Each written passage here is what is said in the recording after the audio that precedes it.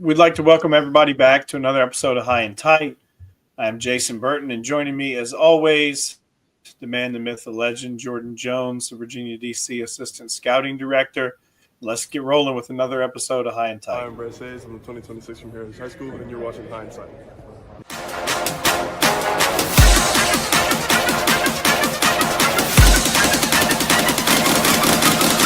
Okay, let's do this thing.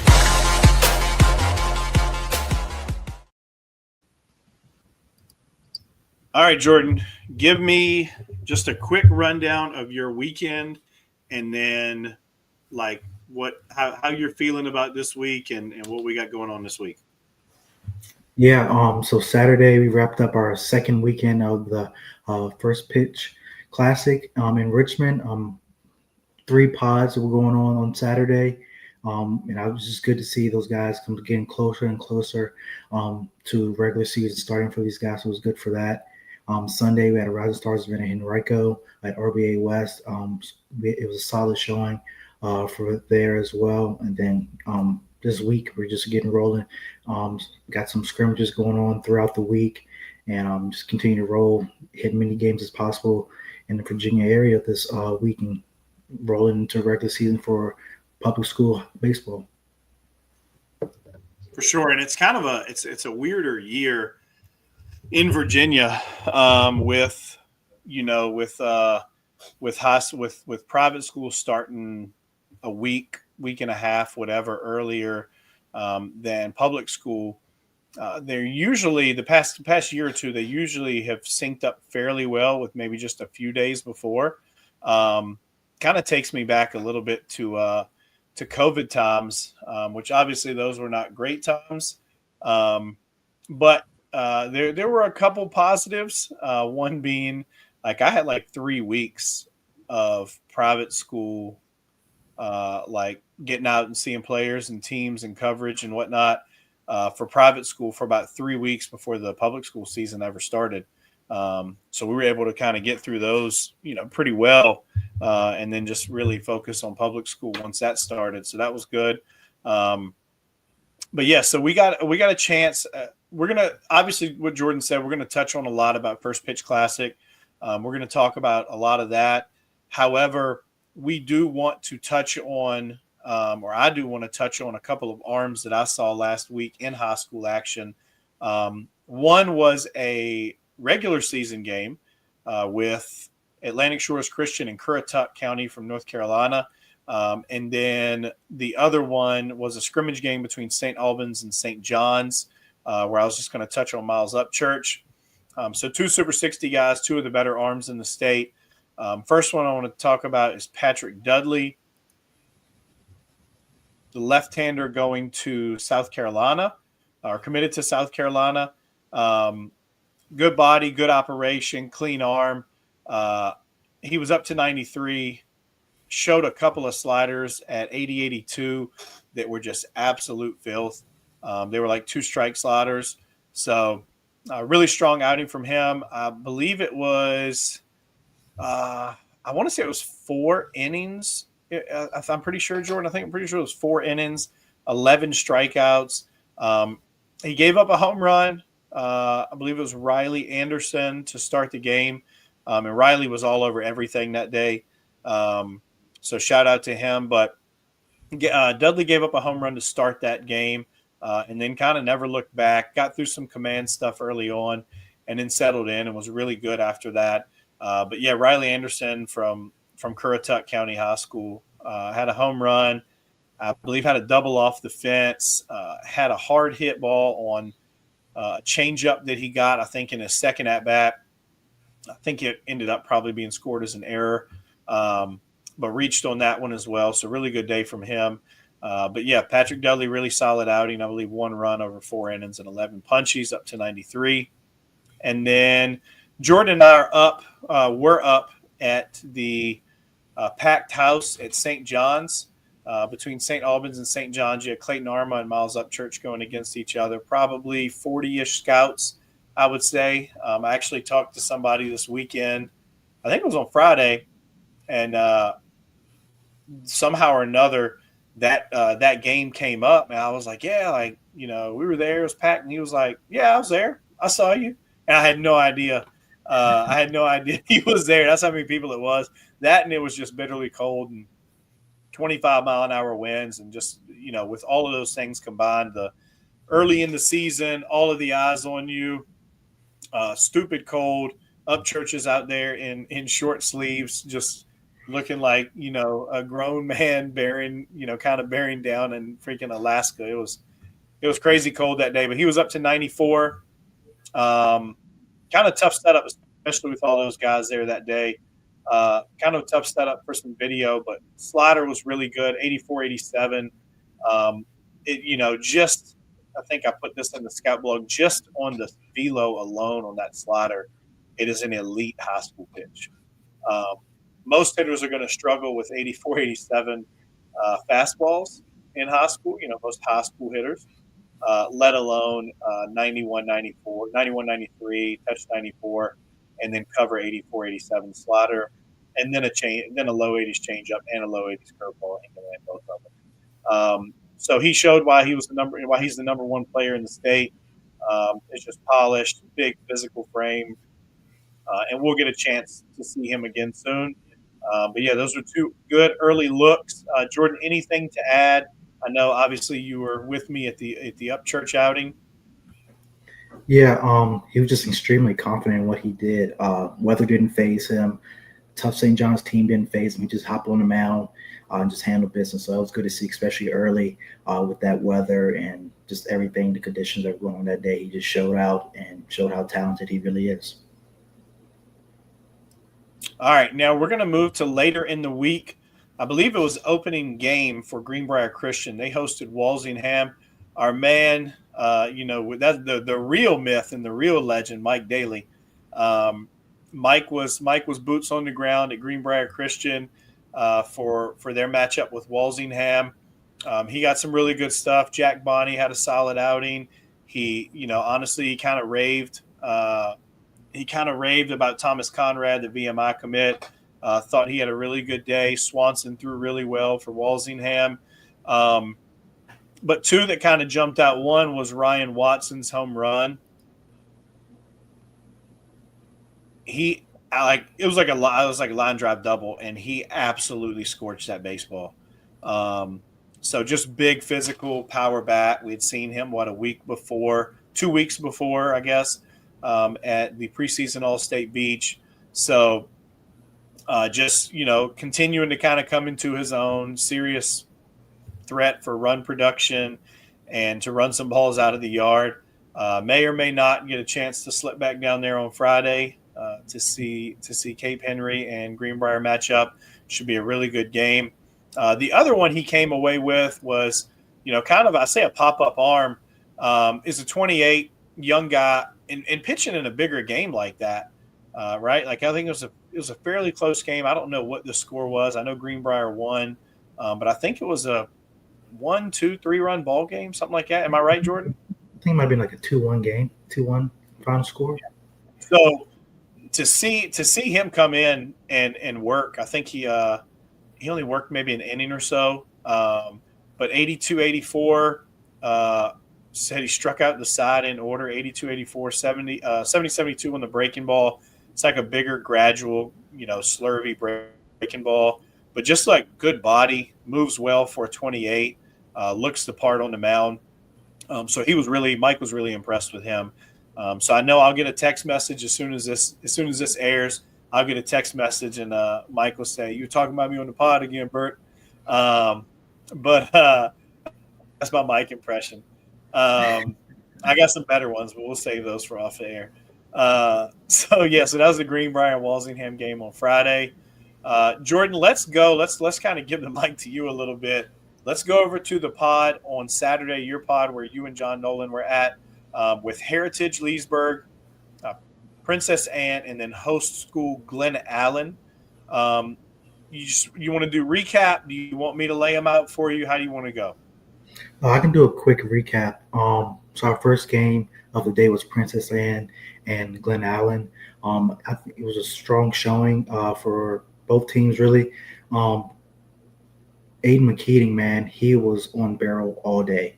Uh, he picked up where he left off in the fall, barrel after barrel using the gaps. He ended up picking up a triple later in the day, but he has added some strength, and that definitely showed up in game on Saturday. He is looking to be like one of the big run producers for his team to go along with the other seniors and Xavier Doon, Matthew Matheny, Reed Vandergrift. But fairly strong showing from Keating. I think he's has a chance to really break out big for Princess Anne the spring.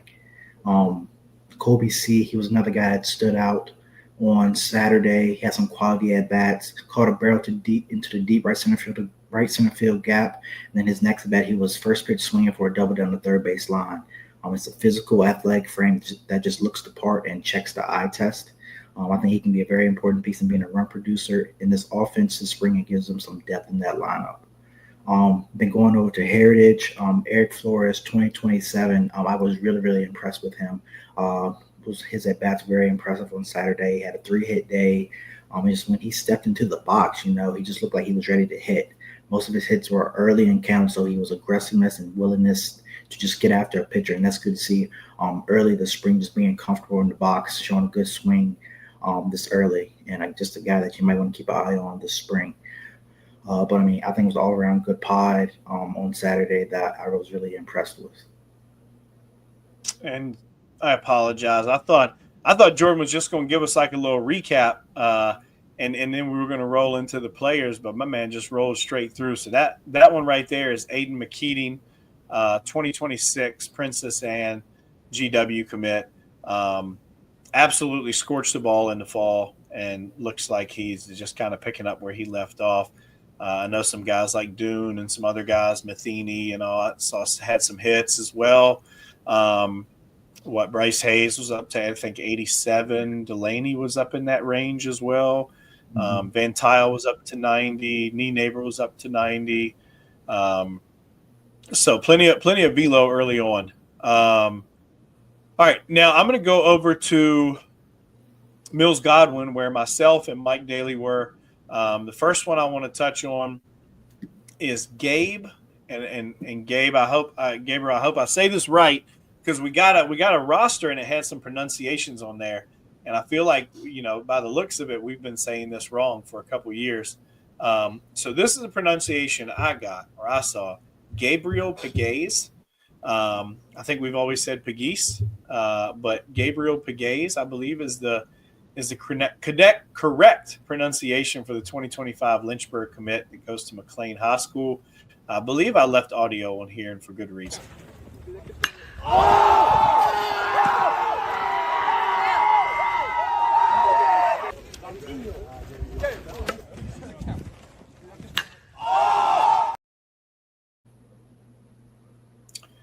So I found out that the center field fence is a little bit tighter. I think it's like I think they said like 340 or something like that, like 330, 340.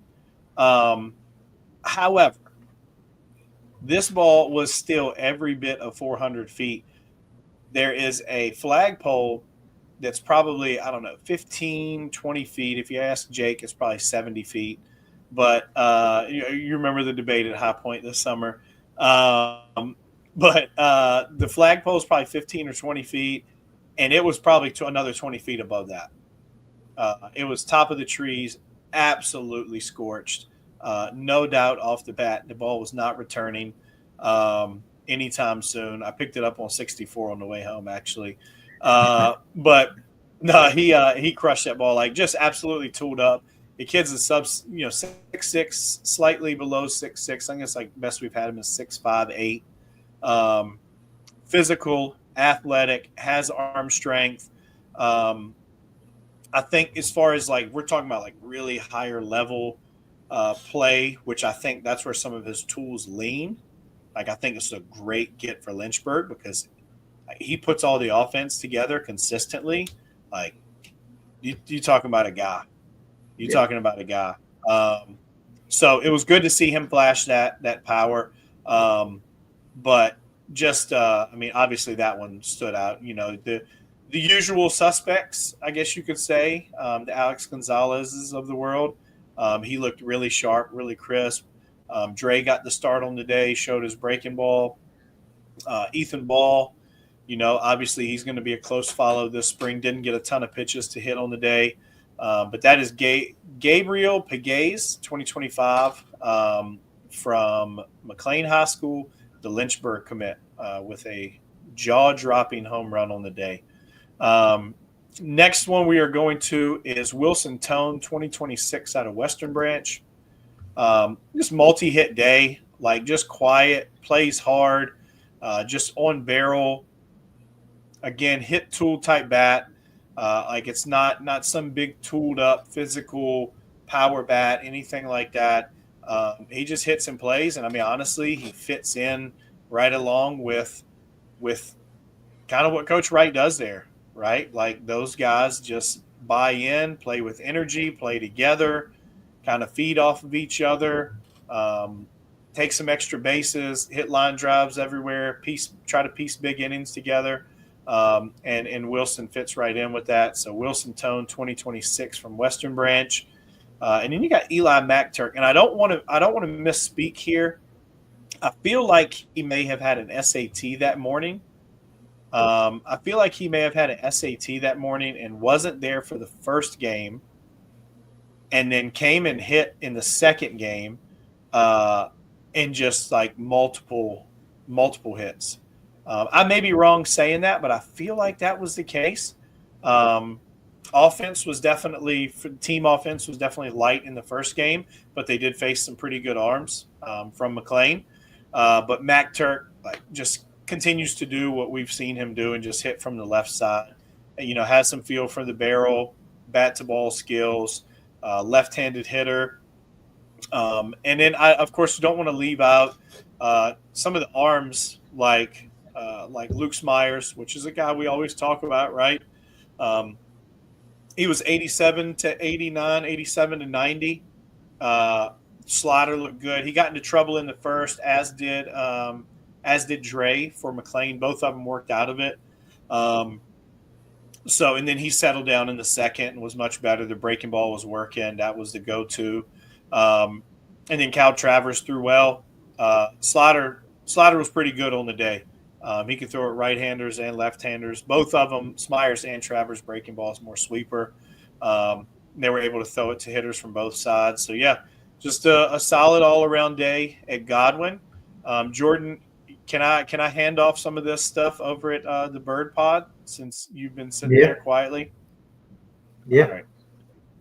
First, I want to go to LC Bird, Jordani Almonte Rodriguez. Jordan?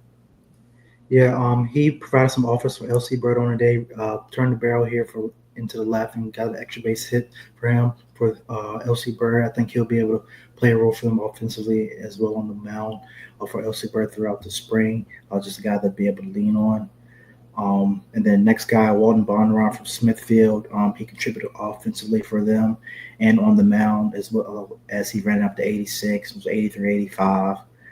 With some of the losses that Smithfield has on the mound from last spring, he's going to have to be able to step up in a front line arm role for them, as well as manning shortstop when he's not on the mound and continuing to be a guy at the top of the order for them. Another senior, Kelson Sowden. He had a strong showing for them as well offensively. Those two, in Bondurant and Sowden, they're going to be two guys they really lean on heavily offensively on the mound. Senior leaders that've been there.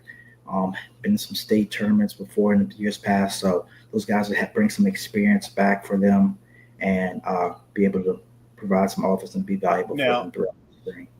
Now, I will interrupt you here.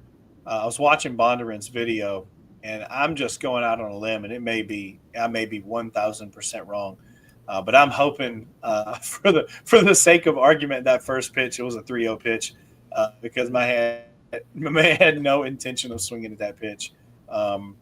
Take sign was on, or we were in a 3-0 count or something.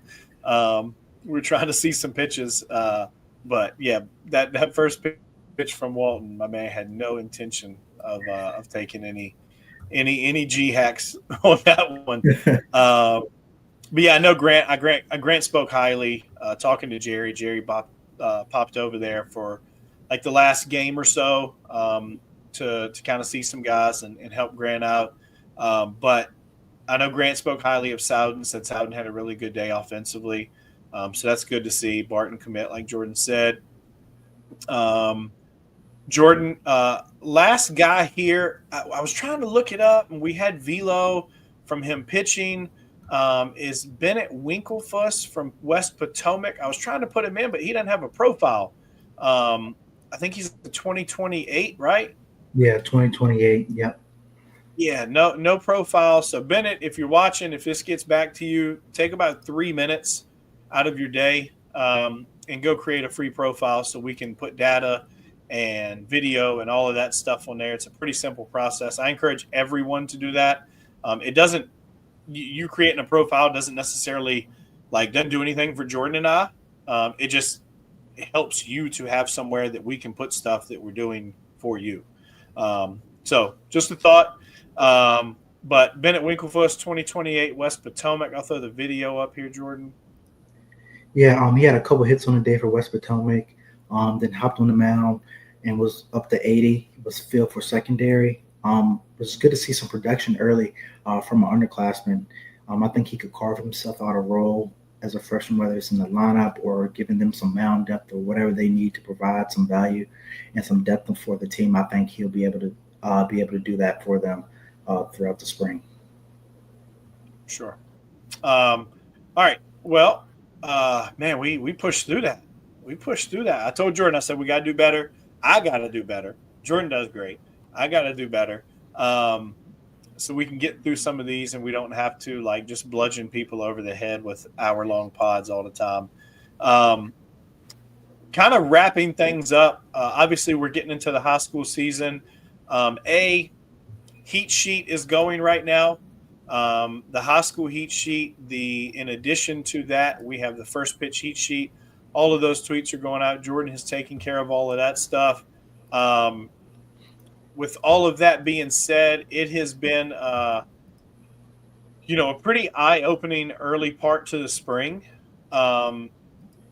We haven't seen a fair number of guys, obviously. And I mean, again, I'm trying to pull it up. I'm trying to get the internet to work. Internet has not been a great place the past day or so, probably more so specifically. Probably more so the old X and the giant sabotage or whatever you want to call it, to kind of mess up some Twitter following and stuff yesterday. But we have seen a tremendous amount of 90 plus arms early on. And we talk about it, at length, I guess you could say, that how important it is, even if you throw 90, to be able to do something else, right? And those are the arms that stand out the most. Let's just say a Patrick Dudley, because he's up to 93. Well, so are a whole lot of other people. And so you got to be able to do something different. And he just so happens to have a potential big league breaking ball. So, just understand that. If you're 86, that's awesome.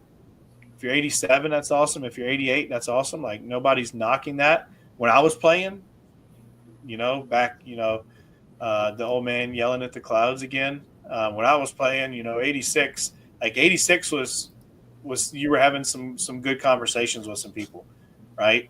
Now, 86, you're going to have to look differently, move differently, and do some different things and have some projection in order to have, when I say, if we're talking Division I conversations.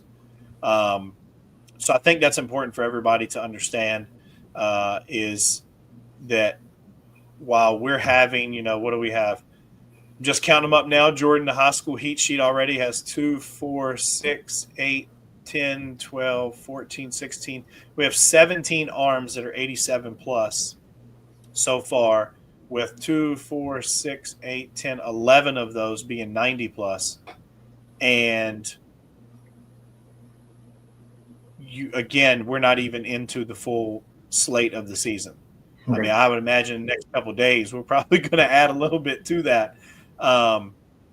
So I think it's important for everybody to understand, like, if you're 86, 88, that's great. You got to be able to pitch. You have to be able to have, at least one or two secondary pitches if you want to, have some of those conversations about pitching at the next level. The old days of the 83, 85 guy, like, that's few and far between now. Jerry was talking about it just the other day. He was like, man, it's crazy. Him and I both, we played together at Hampton-Sydney. We played Division III. You didn't see a whole lot of guys that were 87 there, right? Like, at that time. And the ODAC was good then, but you didn't see a whole lot of 85, 87, 86, 88 guys then. You just didn't, because a lot of those guys then were going Division I. And now, majority of the 86, 88 guys, or at least a fair portion, are going Division III. So, and yes, it's roster changes. Yes, it's guys with COVID years and being 25 years old and still playing college baseball and all of that stuff. Yes, it is some of that, but it is also like the velo continues to tick up. Guys get stronger. They throw harder. Well, how do I get there? Work harder and be able to do something different, right? Be able to do something different than everybody else. Jordan, anything to add on any of that? Just guys, keep working. Everyone has their own process. Some people can be throwing hard early. Some people can be throwing harder later. Just stick to your work, stick to your routine, your process. Everybody's looks different. So just work hard, head down, keep hunting. Look at you. You're such a ray of sunshine. Now, with all of that being said, we do have some big announcements coming up soon. Our summer schedule, we are finishing that up. I would imagine by the end of the week, that will be completely out, and kind of for we'll do a bigger announcement. We'll talk about how guys get selected, all of that stuff. But we want everybody to understand, through the majority of these summer events is where Future Games invites come from. Okay, and I say that not necessarily every single event in the summer is not a Future Games qualifier. Okay, our state games, our TPGs, those are our Future Games and East Coast Super Sophomore, junior state games for junior Future Games selections, all of that stuff. So those are basically the tryouts, if you will, for those events. So if you want to be at the biggest recruiting event in the country and you want to play in front of the most college coaches of any event in the country, and there's no argument about that, by the way. There's no conversation about that. You don't say, well, like, this event's is good. No, it's not. Stop. It's not. It's 400 plus coaches at one place. They don't have to travel 3 hours to go 45 miles to try to, see an arm that plays 30 minutes after they need to see it. No, we're not doing that. Everything's at Lake Point. Everything's at one place. Every coach is at one place. So you can argue with the wall if you want to, but I guarantee you, essentially every single college coach in America will tell you the exact same thing. It is the one place to be. No questions. So if you want to get there, you need to be at a summer event. All selections will come from summer events. But that announcement will come out, the process and all of that stuff, probably towards the beginning of next week. We will be out on the road hot and heavy the rest of this week. We're recording this Tuesday morning or Tuesday middle of the day. Jordan and I will be out pretty much the rest of the week. I'll be pulling some double dips and some double duties the rest of the week, so that'll be good. We'll be getting tons of stuff out there. We got a scout blog out today. All state teams are coming out next week. Our players of the year, impact players, all that stuff. So long story short, stay tuned to the website. Stay tuned to social media. Stay locked in. There is nobody that covers Virginia, D.C. high school baseball like the two guys and the staff that you are talking to now. Hope everybody has a good day.